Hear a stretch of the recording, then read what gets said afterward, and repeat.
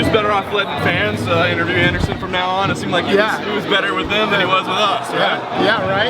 You guys know how this stuff goes with Anderson. You know how it is. Imagine, the press conference for the fight, how he is. You know what I mean? Let alone 7 cities in 7 days. Right. I'm sure it's going to get worse as we get deeper and deeper into it. How bad he didn't want to do this? I was going to say, did it take some talking into? How bad he didn't want to do this? Yeah. You can imagine. Does it bother you at all? I mean, there was that, that week before the first fight between these two was so weird. The type of interview it's always weird. The way he was acting. You're never going to get anything real out of him. I think that after all these years, I think he's the type of guy that he just wants to fight. Yeah. We'll handle all this December 28th, but it's not the way the sport works. It's not the way the business works. So you got to do what you got to do, and it was a battle. We had an epic battle just to get this thing on.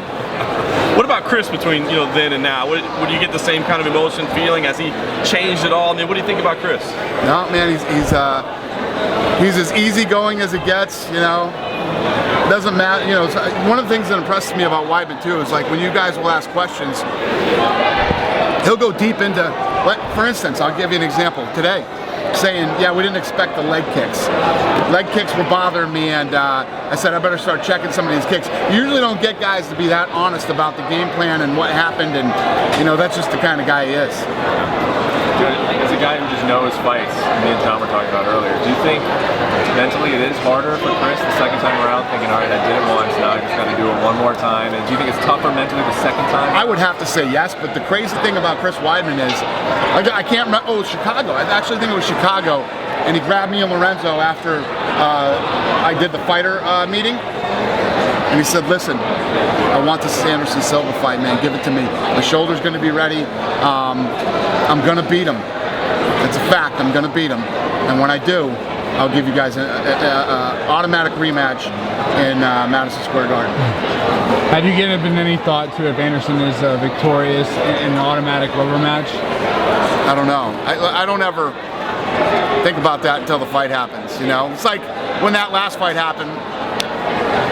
Rematch. You gotta have a rematch. It'd be great, and it depends. Anderson says, hey, I'm going to fight these last 9 fights, whatever, but do you get a feeling at all that this could be kind of a career decider? Because I just don't see, if he loses twice to the champ, you're not getting a rematch anytime soon. I just can't see Anderson Silva, going down and fighting the 15th ranked guy in the world, or, some guy coming off the Ultimate Fighter. Normally you'd say that, but I don't know. It's basically like, it's like a Floyd Mayweather contract for our sport. You know what I mean? So it'd be tough. I think the hardest thing for guys is to walk away from the money. Like I said, what motivates him. I like what he said here today to the fan. It was like, you don't realize what you have until you lose it, and now I want to get it back. And I think the pressure that came with the belt for Anderson was never having lost in the UFC.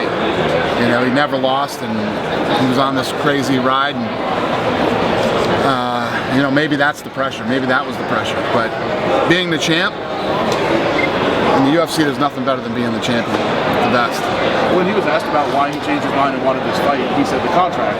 So is that you saying, hey, we're not paying you to fight 8th guy, we're paying you to fight? No, we didn't do that. I mean, obviously there's different money for title fights than if you're the champion. There's different money for that. So, listen, the glory and all the shit that goes along with it's great, but so does the money. Money doesn't hurt either.